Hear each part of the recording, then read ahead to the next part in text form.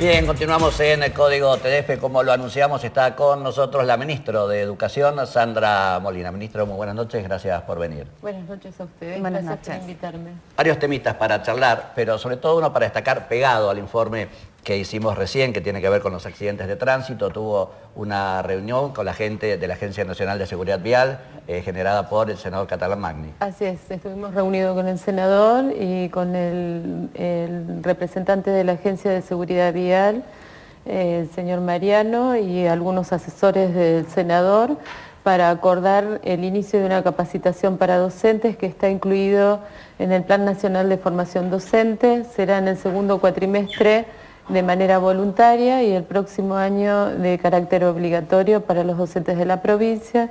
El senador se reunió con mi equipo para empezar a ajustar detalles e intercambiar información para llevar adelante esa formación. Tierra del Fuego sería la primera provincia. Tierra del Fuego sería la primera provincia, arrancando con ese módulo de formación. Bien.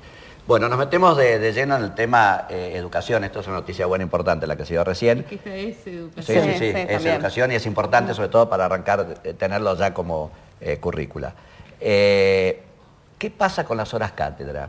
Hubo un informe del fiscal de Estado, se aclaró, por un lado se dijo una cosa, por otro lado hay la posibilidad de una denuncia por parte del SUTEF, declaraciones de la legisladora Rojo, de un informe bastante serio con respecto al uso de las horas cátedra. El informe es un informe que nos hace llegar el fiscal de Estado sobre una investigación cuyo título es sobre presuntas irregularidades en horas cátedras. El informe lo que hace es dar por finalizado esa investigación, que es lo que yo les contaba durante la semana. Les hice llegar el informe, la resolución del fiscal de Estado para que se pudiera leer cuál era la letra de esa resolución. Esa resolución tiene 8 articulados. En el primer artículo se da por finalizado el proceso y en el resto de los artículos lo que hace el fiscal de Estado, que me parece que es un aporte importante, siempre que se hace una investigación y se aportan datos, es una posibilidad de mejorar el sistema educativo y así yo he tomado esa investigación. Sobre las presuntas irregularidades de algunos docentes que estaban mencionadas en ese detalle que se hizo la anónima, lo que se corroboró es que no había incompatibilidad y que no había tal irregularidad. En función de eso, el fiscal de Estado le voy a aportar y como les decía el otro día en la radio, hice un informe fortaleciendo la información que ya le habíamos acercado respecto de esas personas, ese informe tiene documentación que aporta la Dirección de Personal Docente del Ministerio, con lo cual cerraría los datos puntuales de esos docentes que estaban mencionados en la resolución. Luego el fiscal lo que hace usa esta terminología, exhorta, insta, me invita a mejorar, entre otras cosas, el circuito administrativo de altas y bajas, me pide la reglamentación de la ley 631, que como yo les comentaba, la 631 es una suerte, digamos, que queda reflejado como si fuera el estatuto docente y esa reglamentación se lleva adelante en el espacio de paritaria, tal cual lo establece la ley 424, que tiene que ver con relaciones laborales.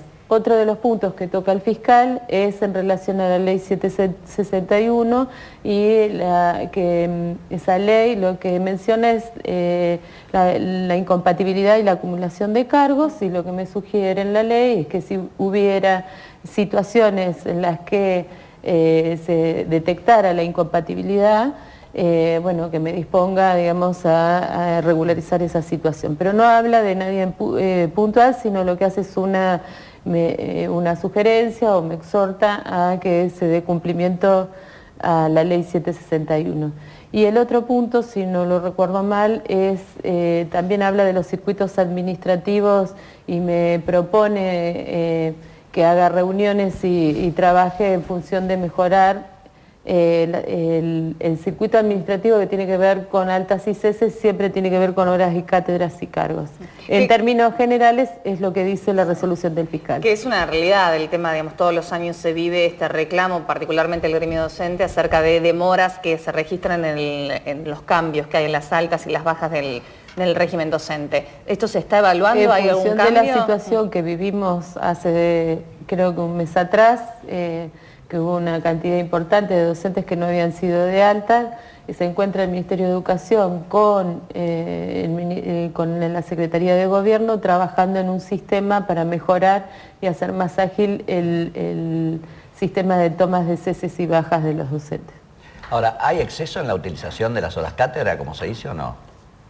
Esa es una apreciación de la legisladora que yo, digamos, acepto, pero ustedes saben que en el 2013, en ocasión de presentar el presupuesto en la Comisión de Presupuesto de Educación, yo di cuenta detalladamente de lo que se presupone o que se estima que vamos a utilizar en el próximo año para el sistema educativo. Con un incremento importante. Con un incremento, pero que además una de las cosas que tenemos que también destacar es que el presupuesto en términos generales fue recortado y en particular la cantidad de horas cátedras que nosotros habíamos estimado también fueron recortadas.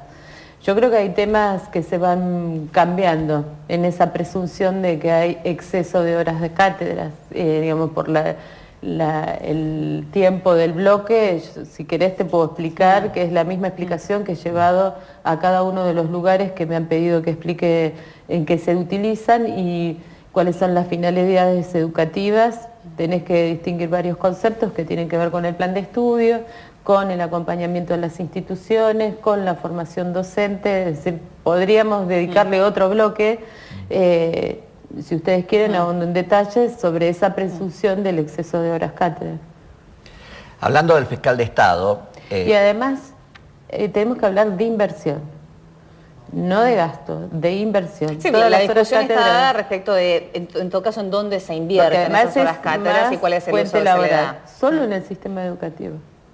En el sistema educativo y en actividades que tienen finalidad educativa. Porque básicamente las denuncias son esas que no se están utilizando en el área de educación, que se están utilizando, que incluso puede llegar a haber una denuncia en estos días por parte del SUTEF, que son utilizadas en otros sectores. Como dice nuestra señora gobernadora, quien, digamos, tenga la inquietud de denunciar, bueno, denunciará y en función de las pruebas que aporte se me llamará a dar explicaciones respecto a eso, como lo hemos hecho en distintas oportunidades al fiscal de Estado, al Tribunal de Cuentas, a la Comisión de la Legislatura, daremos las explicaciones que corresponden. Hablando del fiscal de Estado, hoy nos enteramos que pidió informes a distintos establecimientos sobre el estado de los mismos. ¿Está al tanto de esto? Sí, claro, sí. Es una investigación que viene haciendo desde el año, creo que desde 2013, y ha hecho entrevistas, se han acercado a los establecimientos para hacer una serie de preguntas respecto del estado edilicio. ¿Y el motivo que lo genera? En mi mesa ese informe que usted está relatando no lo tengo aún, por lo menos yo salí de ayer de la ciudad de Ushuaia a Río Grande y llegué hoy justo para venir al programa. No, porque hoy entrevistamos. Lo está elaborando, claro, lo está elaborando, haciendo pedidos de información a los diferentes establecimientos De hecho, ha educativos. pedido, por ejemplo, al José Martí, que hoy hicimos nota en la radio, y tienen 10 días para contestar. Sí, seguramente, bueno, es parte de la función del fiscal de Estado. Y bueno, precisamente el estado de los establecimientos. Siguen teniendo inconvenientes, y más allá de inconvenientes generales, como se puede romper algo en el uso, que le hemos hablado muchas veces, hay temas puntuales. Por ejemplo, en Río Grande, con el establecimiento Guevara, que la semana pasada se estuvieron quejando, hoy cortaron la calle, no sé si le tocó ver a los chicos. Esa es una información interesante. Sí, yo estoy en conocimiento desde la semana pasada de la situación del Guevara. Lo que me gustaría destacar, además de que está presente en el piso todo mi equipo de educación, o por lo menos la mayor parte, nosotros trabajamos fuertemente en las escuelas. Yo no desconozco el estado de las escuelas. La semana pasada los equipos de infraestructura estuvieron en contacto con la directora y con el centro de estudiantes. Se explicó cuándo era que se podía hacer la intervención. Esa intervención se hizo durante el fin de semana, no se completó y en el día de hoy, a pesar de haber trabajado, firmado un acta de acuerdo, hubo un corte de calle y estamos, digamos, terminando ese trabajo. Eso es lo que pasó en la situación del Guevara. Se retiraron unos radiadores, esos radiadores no se terminaron de arreglar y entre hoy y mañana estaría resuelta de 3 aulas, no de todo el edificio. Y todo lo que se va rompiendo es porque pasa casualmente, porque por el uso, el deterioro, porque están mal, se arreglan las cosas y se vuelven a romper porque se arreglan mal. No, no se arreglan mal. Digamos, hay infinidad de múltiples razones por las cuales hay equipos que tienen más años de uso y bueno, y en algún momento se rompen y hay que repararlos o cambiarlos. En algunos casos se interrumpe la actividad porque cuando asistimos rápidamente a la escuela alguien bajó la llave de gas o cortó el equipo de calefacción, la escuela pierde temperatura y entonces hay que restablecer el régimen térmico de la escuela. Hay múltiples razones por las cuales ustedes piensan que tenemos 112 edificios. Y en principio no tengo ningún problema de decirlo, digamos, como siempre ustedes me preguntan, por supuesto que hay inconvenientes en los edificios y hay un trabajo constante desde el Ministerio de Obras Públicas y el Ministerio de Educación en función de las tareas que nos toca llevar. A veces esas reparaciones se pueden hacer en el momento y otras veces, como en el caso de la Escuela 1, requirió de más intervención. ¿Qué pasa el tema Remanido, el José Martí? Después entramos a hablar del edificio histórico. Ahora la sede de la SER está teniendo problemas. Antes de ayer hubo un equipo, una bomba, no tengo la precisión, que se quemó y que estamos, y que estamos en el proceso de reparación. Entiendo que estaríamos reparando ese equipo en esta semana. De todas formas, la escuela no está totalmente sin calefacción. Hoy hubo equipos del Ministerio de Educación, el director de infraestructura y su gente midiendo el balance térmico, y la escuela en general tenía entre 20 y 21 grados. Estamos tratando de resolverlo lo más rápidamente posible. Como por el viernes tuvieron que suspender clases. Porque se rompió. Sí, y hoy de nuevo hubo reparación. suspendieron hay decisiones nuevamente. que toman el director que son decisiones preventivas. A veces no es necesario suspender, pero bueno, son decisiones que nosotros acompañamos en la medida de que algunas soluciones no son instantáneas. Si uno tiene que reparar una bomba que se quemó, o la repara o la cambia, y eso requiere de tiempo. Lo que vemos es que diariamente siempre hay algún inconveniente en un establecimiento que suele no tener clase. Básicamente problemas de gas pasa por ahí. No, en este caso, en estos 2 últimos días, que es donde fue la concentración de mayor cantidad de problemas, tiene que ver con la calefacción, con distintas situaciones de los equipos de calefacción, principalmente. ¿Y son situaciones que se producen por el desgaste natural de los equipos? Porque el edificio de la SER es relativamente nuevo. Claro, pero digamos, es como en la casa, a veces uno compra una heladera y como nos ha pasado en Río Grande, hemos comprado una heladera perfecta, nueva, y al otro día tuvimos que llamar al servicio técnico para repararla. Y uno, ¿qué espera de un aparato, de un artefacto nuevo? Que tenga un tiempo de duración y un uso de vida que no sea... que te permita, digamos, en el tiempo sostener ese servicio. A veces esas reparaciones, esos inconvenientes, no son inconvenientes que uno puede prevenir. Ya que estamos en el José Martí, ¿qué va a suceder? Hay preocupación, chicos se están juntando firmas porque, bueno, quieren volver a su edificio. ¿Qué va a pasar el año que viene con el José Martí? En principio, el edificio, la actividad respecto del Colegio José Martí es...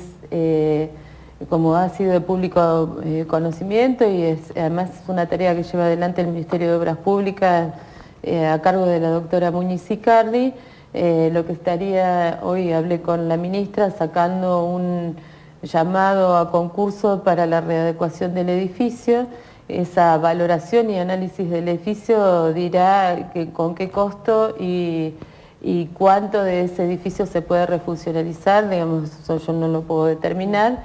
Mientras tanto, y no tengamos ese análisis, también, digamos, instantáneamente, cuando determinamos la distribución en las dos sedes, de ese proceso que fue un proceso largo, se gestionó la sustitución del edificio y tendríamos otro edificio escolar. En principio, el edificio, la vieja sede, necesita de un análisis de readecuación. Es un edificio que, por los informes técnicos, en el estado que está ahora y hasta que no se haga la readecuación y el análisis, no se puede volver a ocupar. ¿Y por qué se demoró tanto tiempo? Recién ahora se está llamando concurso para estos No, hubo proyectos proceso, ejecutivos. yo no te puedo explicar porque no es algo de lo que yo me haya ocupado. Digo, tal vez podría discutirlo la ministra, la doctora Muñiz Icardi, puede dar más detalles de ese proceso que se está llevando adelante. Pero básicamente, ¿qué se tiene pensado? El estudio, a ver cómo se puede, si se puede poner de nuevo, realizar la refundalización o... Cualquier ¿qué pasa? readecuación de las anticipaciones que han hecho los informes de los arquitectos y los ingenieros dice que ese edificio no va a tener la misma capacidad, pero no la sé, digamos, ya hay que ser prudentes. Esa readecuación o esa refuncionalización no la conozco y en función de eso se tomarán decisiones, pero no la conozco. ¿Y se evalúa destinar el colegio de Andorra para la comunidad de José Martí? Yo preferiría no hacer ninguna anticipación porque en principio cualquier palabra que uno anticipe o cualquier evaluación o cualquier presunción que tenga se toma como una certeza. En principio la situación del Martí es que funciona en las dos sedes, una es la sede de la Serra y la otra del edificio de Antártida, y trabajamos para mejorar esa situación. Eso es todo lo que voy a decir por una cuestión de prudencia. Porque incluso una de las preguntas que nos llegó durante el día tenía que ver con eso que en un momento se ha hablado, del establecimiento que se está haciendo en Andorra, pero que tanto a los padres como a los directivos del establecimiento, la gobernadora les había dicho que no, que Andorra, lo que se está haciendo en Andorra es para el barrio de Andorra, que la idea es que vuelvan al edificio de Fadul. Yo creo que eso no lo ha dicho la gobernadora, pero de todas formas, ya te digo, cualquier cosa que yo exprese acá será tomada, digamos, con distorsión. La gobernadora no es lo que expresó, porque hay algunos informes y prefiero ser prudente. La escuela lo que tiene es esta información. Mientras, digamos, se haga la readecuación de la vieja sede o la valoración de lo que podría hacerse en esa sede, hasta ahora no hay condiciones para volver a esa escuela por una cuestión de riesgo sísmico. En lo que se trabajó con la gobernadora, llevó adelante personalmente el proceso de la readecuación de las sedes, de obtener el edificio de la Serra, donde se hizo una importante inversión en articulación con el Ministerio de Educación de la Nación. Luego que tengamos esas valoraciones, seguramente se tomarán las decisiones. ¿Y el peligro de riesgo sísmico no está también en el edificio del ex Banco Santa Cruz, porque tienen más o menos la misma antigüedad? Yo tengo los informes de habilitación de la Policía Científica y de Bomberos y en el momento en el que se acercaron los equipos técnicos de Nación y los ingenieros, consideraron que era un lugar que era adecuado para hacer la instalación provisoria de una de las sedes de José Martí. Bien, entonces hay que esperar entonces a ver qué sucede. La verdad que sí, digamos, para... porque se generan, digamos, algunas apreciaciones y algunas cuestiones que me parece que no son prudentes. Entonces, la situación real de hoy a la fecha es la tramitación que está llevando la ministra de Obras Públicas, las dos sedes, y haremos una evaluación, que será la evaluación pertinente en función de las posibilidades que tengamos el próximo año. Nos quedan 2 minutos, vamos a terminar con el vaso medio lleno. ¿Cómo están trabajando? ¿Qué anuncios hay para hacer? La verdad que te agradezco, porque la educación no son los problemas edilicios. Vengo de la ciudad de Río Grande, estuvieron hoy 400 docentes en una capacitación en lenguajes artísticos. En la ciudad de Río Grande estuvieron los docentes en un congreso de Educar, trabajando las TICs en el aula, es decir, cómo, digamos, hacemos más efectivo el uso de las nuevas tecnologías en el aula. estamos trabajando con la jornada ampliada, estamos trabajando fuertemente en acompañar a las escuelas, es decir, el vaso lleno es que es un sistema educativo que va acompañando, que tenemos muchos recursos humanos en las instituciones. En el día de la fecha recibimos el acompañamiento de equipos de educación de la Nación que tienen otra perspectiva respecto de los edificios. Porque Igual son los que conocen la realidad del país, ¿no? El problema cotidiano a veces hace tener como una percepción, por eso yo me encargo de decir, bueno, en la provincia hay más de 100 edificios y los edificios se usan casi prácticamente las 24 horas. Es imposible que nosotros no tengamos ningún problema. Y el vaso lleno es que hay un equipo y una gestión que está ocupado de solucionar los problemas. Igual el tema infraestructura es educación, porque un día un colegio que no abre es un día que los chicos no tienen clase. Claro, igual a veces hay algunas suspensiones, algunas decisiones que hay que retrabajar, porque ¿Qué dice, que hay un apresuramiento? ¿Que hay apresuramiento? A veces se toman decisiones apresuradas, a veces no, digamos, a veces los directores con mucha responsabilidad deciden una evacuación y por suerte esta es una provincia que tiene mucha capacidad para resolver las situaciones de emergencia porque lo hacen a través de planes de contingencia, pero a veces sí es una decisión apresurada. Sandra, muchísimas gracias por haber estado aquí con nosotros. Gracias a ustedes. Gracias. Nos vamos a ir al corte. Cuando regresemos va a estar con nosotros Luis Castelli hablando del plan de desarrollo estratégico para la ciudad de Ushuaia. Ya venimos, usted está viendo Código TDF para toda la provincia.